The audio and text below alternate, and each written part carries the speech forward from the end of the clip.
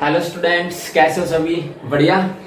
आज हमारा lecture number 8 है, haloalkanes and haloarenes का। आज जो हम देखेंगे वो देखेंगे केमिकल प्रॉपर्टीज किसकी, हेलो अरेन्स की।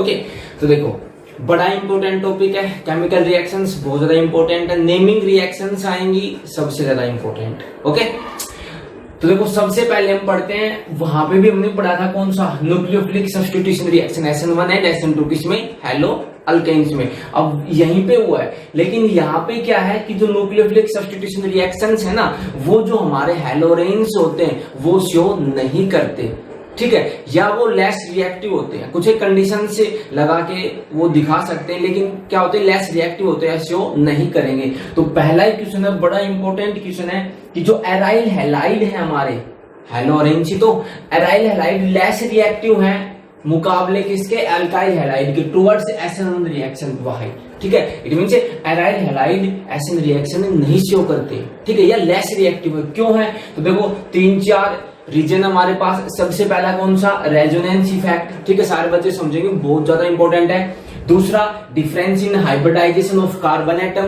तीसरा, पोलरिटी ऑफ CCl बॉन्ड। चौथा, इंस्टेबिलिटी ऑफ फिनाइल कैटाइन। ठीक है, तो सबसे पहले देखते हैं हम रेजोनेंस इफेक्ट कि रेजोनेंस की वजह से जो हमारे एराइल हैलाइड है वो लेस रिएक्टिव क्यों है न्यूक्लियोफिलिक सब्स्टिट्यूशन रिएक्शन के प्रति। ठीक है, अब देखो मेरे पास क्लोरोबेंजीन है, ठीक है, मींस एराइल हैलाइड है कोई भी, इस प्रकार से होगा। क्लोरीन के पास 6 इलेक्ट्रॉन्स होते हैं 3 लोन पे। अब क्या होगा, यहाँ पे रेजोनेंस होगा, किस प्रकार से, क्लोरीन जो अपने 2 इलेक्ट्रॉन है वो यहाँ पे ट्रांसफर कर सकती है, ठीक है, ड्यू टू रेजोनेंस। जब ये इलेक्ट्रॉन यहाँ पे आएंगे तो इस कार्बन और इस कार्बन के बीच के इलेक्ट्रॉन उठ के कहां चले जाएंगे, इस कार्बन के ऊपर, ठीक है, ये आप लोगों को पता है, कार्बन है यहाँ पे, कॉर्नर इस कार्बन पे गए, तो फिर किस प्रकार से होंगे, बॉन्ड किस प्रकार से चले गए, पहले सिंगल था अब क्या आ गया, डबल Cl और इलेक्ट्रॉन चले गए तो कार्बन पे, क्लोरीन पे चार्ज कैसा, पॉजिटिव। ओके, बॉन्ड शिफ्ट हो गए, यहाँ पे आ गए तो यहाँ पे क्या आ गया, माइनस का चार्ज और 2 electron, 2 bond as it is यूं की यूं। ठीक है, अब उसके बाद क्या हुआ, फिर आगे उसके बाद क्या होगा, अब ये जो इलेक्ट्रॉन्स हैं हमारे पास, ये इलेक्ट्रॉन्स उठ के कहां जाएंगे, इस कार्बन और इस कार्बन के बीच में, और इस बॉन्ड के इलेक्ट्रॉन कहां चले जाएंगे, इस कार्बन के ऊपर। ठीक है, किस प्रकार से आए, तो ये बॉन्ड था एज इट इज यूं की यूं।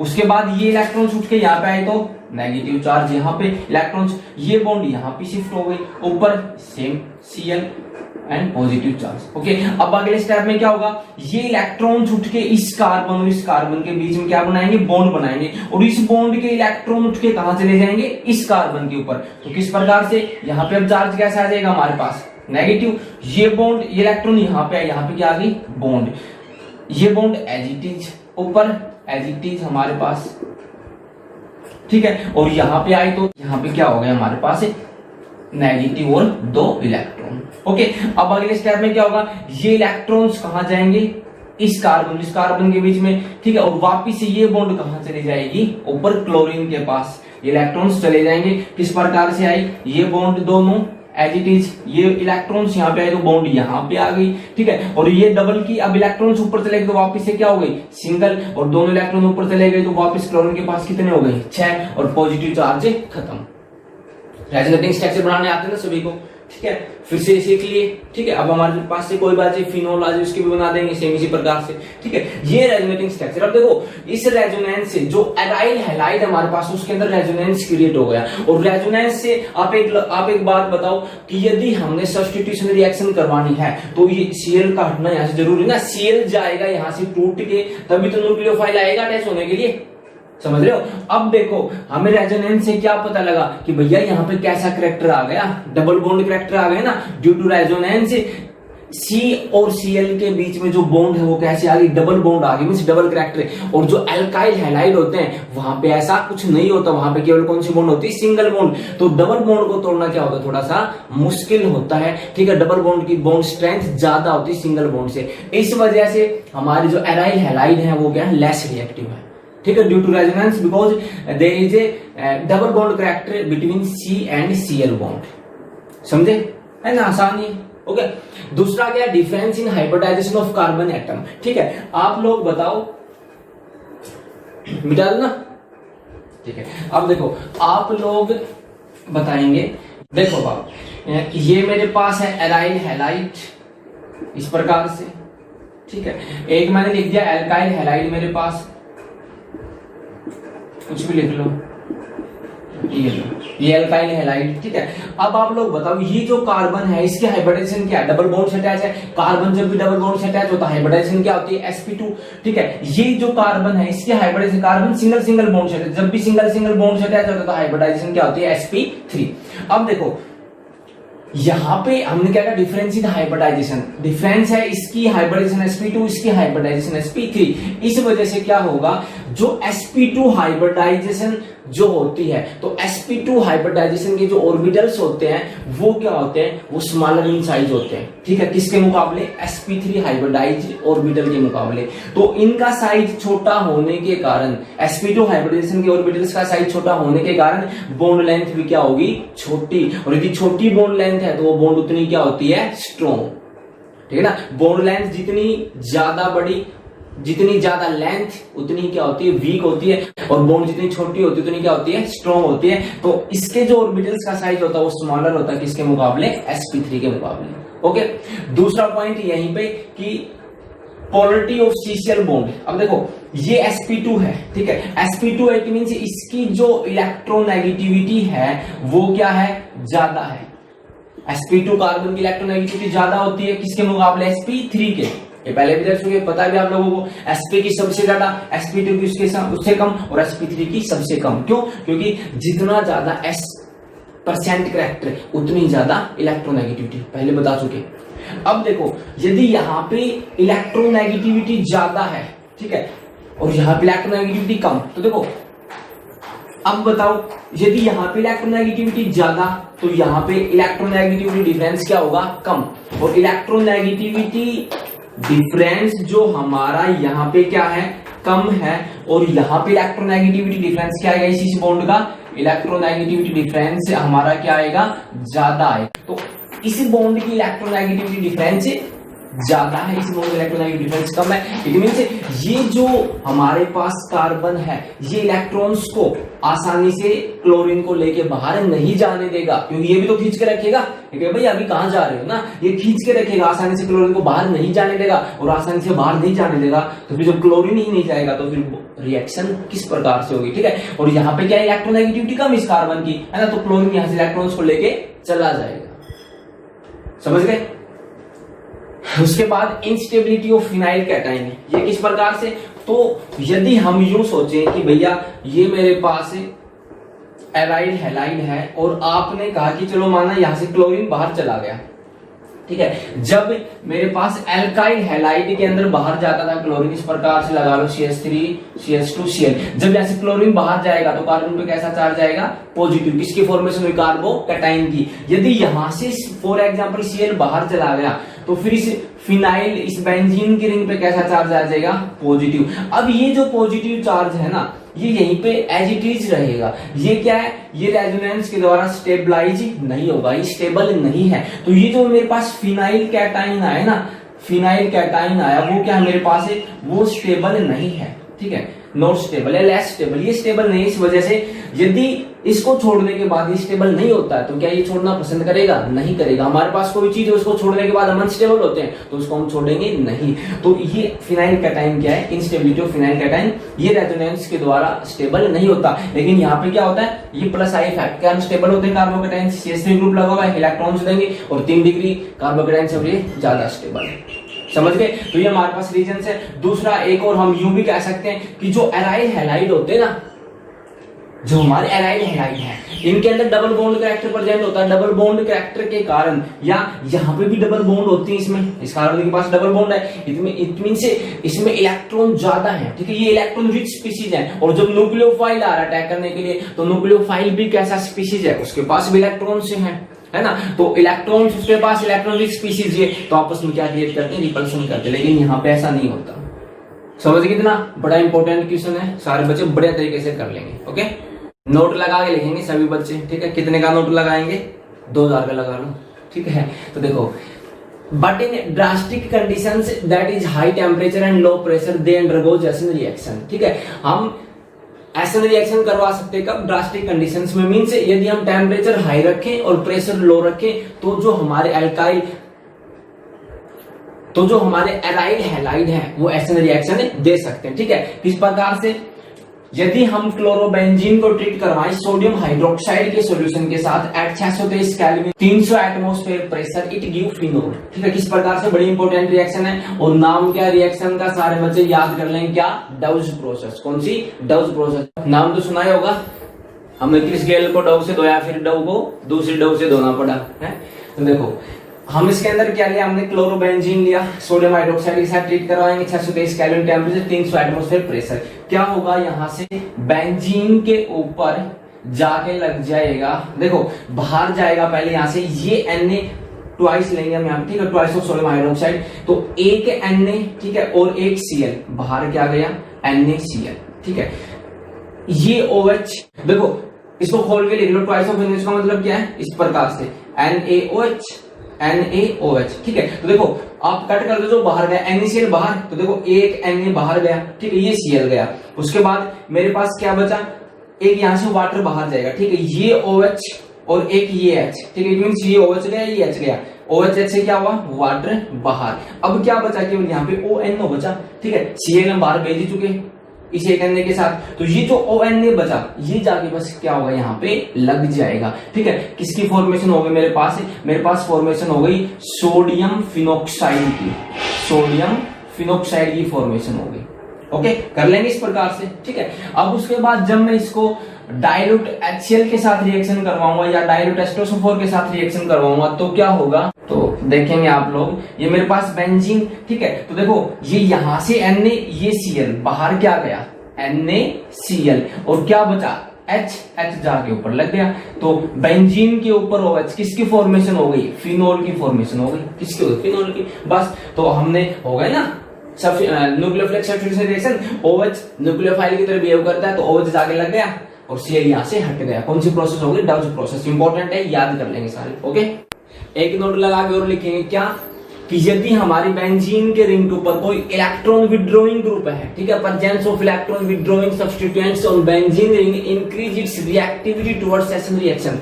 यदि हमारी बेंजीन के रिंग के ऊपर, ठीक है, मींस हमारे पास कोई एराइल हैलाइड है, ठीक है, और उसके ऊपर कोई ऐसा ग्रुप है जो इलेक्ट्रॉन विड्रॉइंग, जो इलेक्ट्रॉन्स को खींचेगा, जैसे कि NO2, तो क्या होगा, तो ये डिक्रीज करेगा इलेक्ट्रॉन डेंसिटी को and attack of nucleophile takes place easily. देखो यदि हमारी ये बेंजीन की रिंग, इस पर हमने NO2 लगा दिया, NO2 कैसा ग्रुप है, इलेक्ट्रॉन विड्रॉइंग, इलेक्ट्रॉन्स को क्या करेगा, खींचेगा। जब तक इलेक्ट्रॉन्स को खींचेगा तो यहां से भी इलेक्ट्रॉन्स क्या होंगे, खींचेंगे, और जब इलेक्ट्रॉन्स खींचेंगे तो इलेक्ट्रॉन डेंसिटी क्या होगी, डिक्रीज, और जब इलेक्ट्रॉन डेंसिटी डिक्रीज होगी तो ये जो बॉन्ड है, इस बॉन्ड को तोड़ना क्या रहेगा, आसान रहेगा।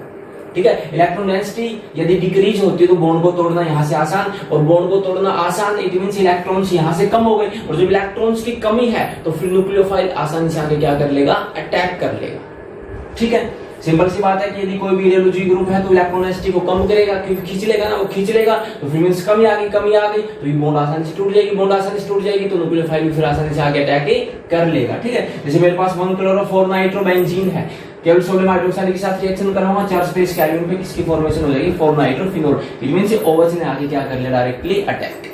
ठीक है, देखो अब अगली टाइप है मेरे पास reaction with active metals. Active metal के साथ रिएक्शन सेम हमने कहां देखी थी, अल्काइल हैलाइड में। उसी प्रकार से यदि मैं एराइल हैलाइड की रिएक्शन सोडियम के साथ करवाऊं in the presence of dry ether, वहां पे भी करवाई थी ना अल्काइल हैलाइड की, क्या नाम था रिएक्शन का, वुर्ज रिएक्शन। सेम उसी प्रकार से देखो वहां पे अल्काइल हैलाइड की सोडियम के साथ करवाई थी, यहाँ पे एराइल हैलाइड की सोडियम के साथ क्या होगा, ये ट्वाइस ऑफ NaCl यहां से बाहर, और ये रिंग इस रिंग आपस में जोड़ दो, बस हो गया। वहां पे भी तो ऐसे RR जुड़ा ना, तो बस किसकी फॉर्मेशन हो गई, दो बेंजीन की रिंग को आपस में हमने क्या कर दिया, जोड़ दिया। ठीक है, इसको हम क्या बोलते हैं, हम इसको बाइफिनाइल भी कहते हैं। ठीक है, किसकी फॉर्मेशन होगी, बाइफिनाइल की डेफिनेशन क्या लिख देंगे कि भैया when aryl halide treated with sodium in the presence of dry ether it gives biphenyl.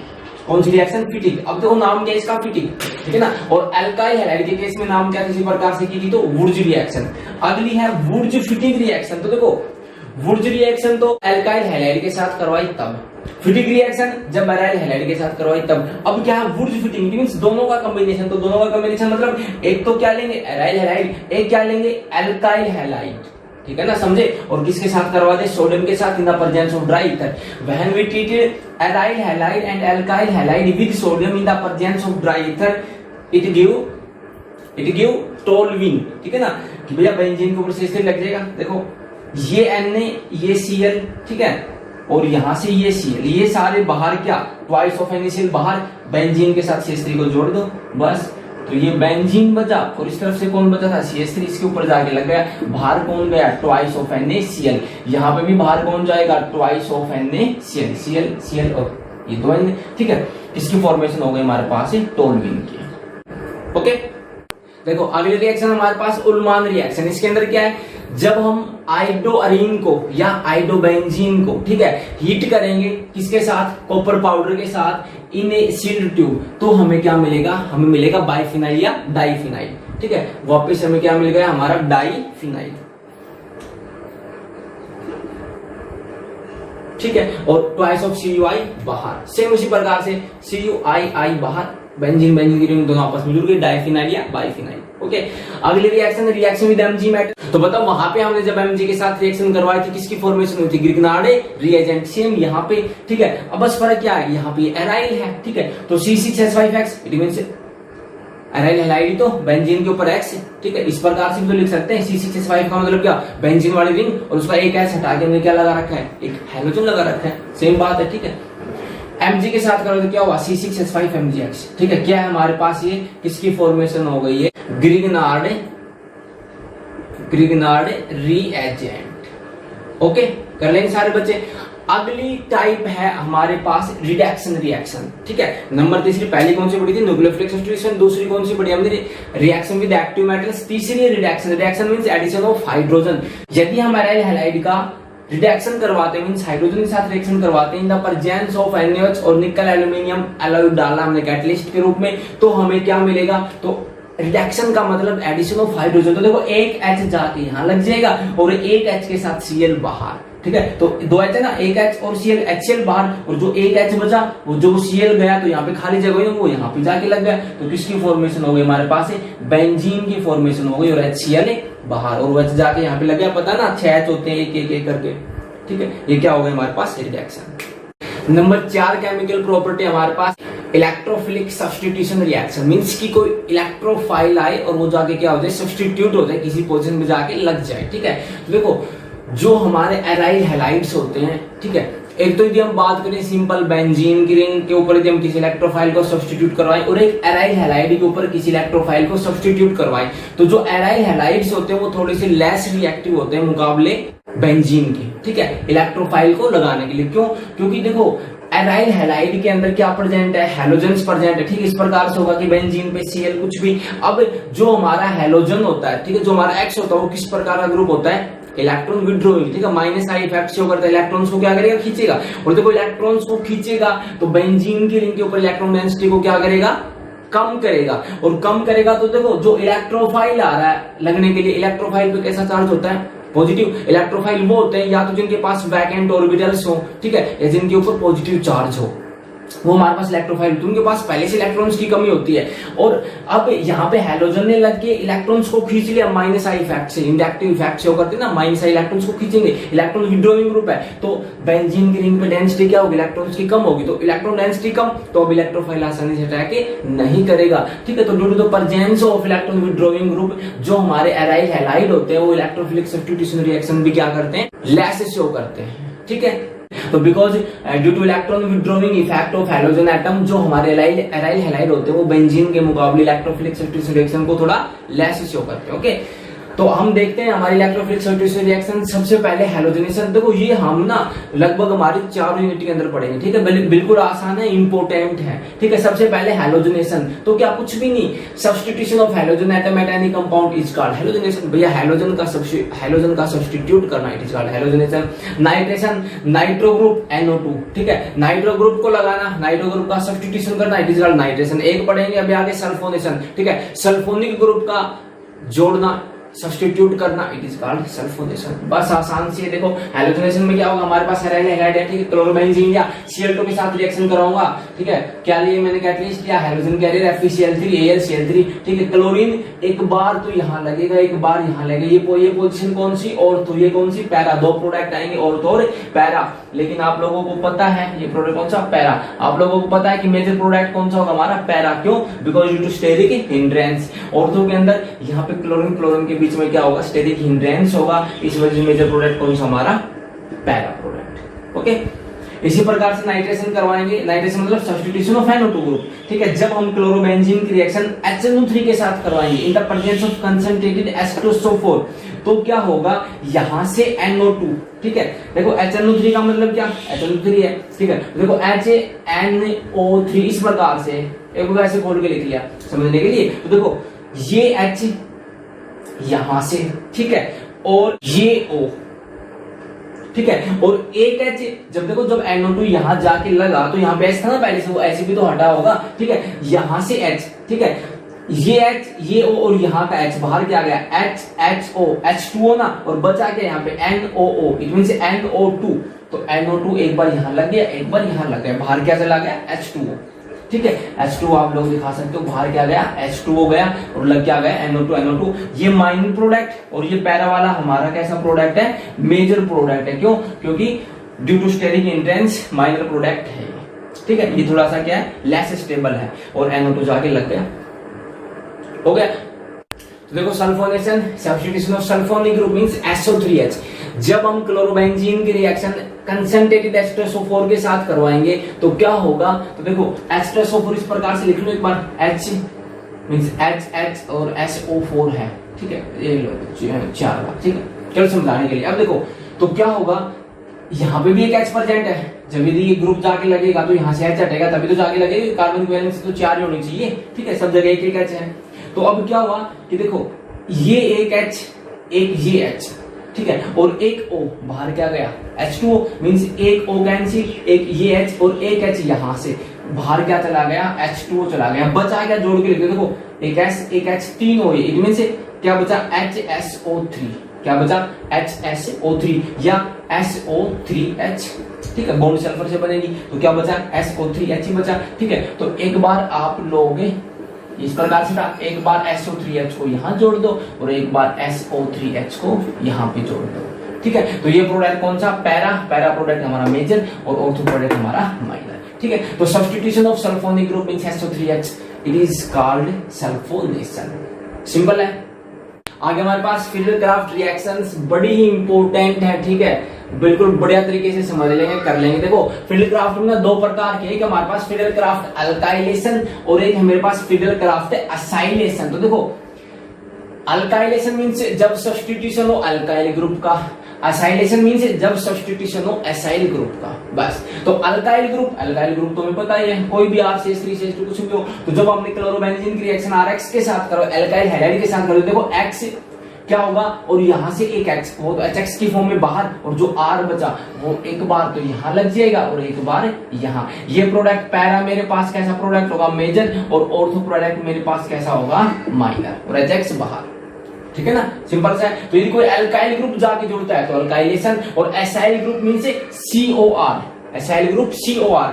यदि क्लोरोबेंजीन की रिएक्शन मैंने ClCOR के साथ करवाई तो यदि एसाइल ग्रुप जाके जुड़ जाएगा, एक बार ऑर्थो पे एक बार पैरा पे, ठीक है। किस प्रकार से, तो देखो यहां से H, ये Cl HCl बाहर, बचा क्या, COR, ये देखो, और ये बॉन्ड टूटी है तो जहां से बॉन्ड टूटती है ना वही जुड़ता है, तो ये C जाके जुड़ेगा, एक बार यहाँ पे COR, एक बार पैरा पे COR, ओके। इस प्रकार से मेरे पास Cl C double bond OR इस प्रकार से होता है, ठीक है। तो ये बॉन्ड टूटी फिर यहीं से जाके जुड़ेगा, ठीक है। आप लोग करेंगे आप लोग करेंगे, आप ना क्लोरोबेंजीन की रिएक्शन इसके साथ करके दिखाओ CH3COCl के साथ, तो बताओ क्या क्या जुड़ेगा जाके, जब आप लोग CH3COCl की करवाओगे तो क्या जुड़ेगा, करो जोड़ो। तो देखो बाहर क्या जाएगा, एक यहाँ से H, एक ये Cl, ये HCl बाहर, यहाँ से एक H जाएगा ना, या फिर एक पैरा से जाएगा। तो जुड़ेगा कहां से, ये नहीं ऐसे नहीं जोड़ना, ऐसे जोड़ दो कि CH3CO, नहीं, देखो यहां से गया तो O से भी नहीं जुड़ेगा, ये O तो इस प्रकार से है, खोल के लिखेंगे तो इस प्रकार से ना पूरा, तो यहां से बॉन्ड टूटी है, ये Cl और यहां से HCl बाहर, तो कहां से जुड़ेगा, C से जुड़ेगा, COR ही तो जुड़ रहा था, तो COR, R की जगह इस बार मैंने क्या लिया, CH3 लिया, तो क्या जुड़ जाएगा बस COCH3, और एक बार यहाँ पे COCH3, इस प्रकार से, ठीक है। जब एसाइल ग्रुप का सब्स्टिट्यूशन होगा तो फिडलक्राफ्ट एसाइलेशन, जब एल्काइल ग्रुप का यहाँ पे कुछ भी हो, CH3 हो, CH3 CH2 हो, तो फिर फिडलक्राफ्ट अल्काइलेशन, ठीक है। ये हमारी केमिकल प्रॉपर्टीज थी, सारी कंप्लीट हो गई, सारी बहुत ज्यादा इंपॉर्टेंट केमिकल प्रॉपर्टीज हैं, ठीक है। नेमिंग रिएक्शन ये तो पता नहीं कितनी बार आ चुकी दोनों, ठीक है, सारी इंपॉर्टेंट है, सारी बढ़िया तरीके से पढ़ेंगे, ठीक है। इतना कर लेंगे सारे बच्चे, हंसते रहेंगे, मुस्कुराते रहेंगे। Take care, bye.